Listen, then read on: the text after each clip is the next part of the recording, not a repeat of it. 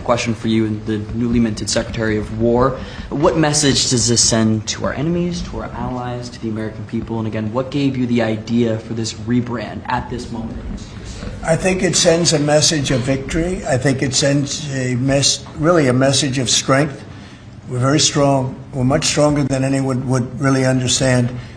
And again, you know, having the great equipment, we have just so much better. You look at all of the, just any of it, submarines as an example. We're 20 years ahead of anyone else. Nobody even compares. And I let a lot of this happen in my first term. You know, we totally rebuilt our military. And then, of course, you had that catastrophe in Afghanistan where they gave up a lot of the equipment, but a relatively small amount, but a lot.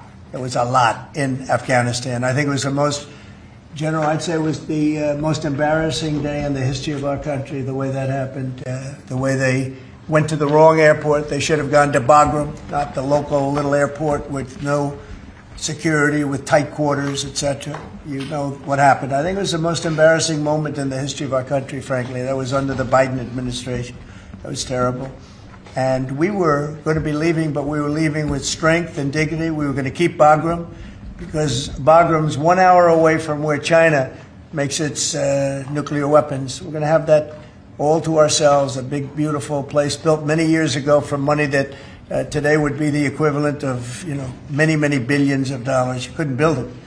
The longest runways, the most powerful runways in terms of load capacity. And we just walked away from it. So stupid.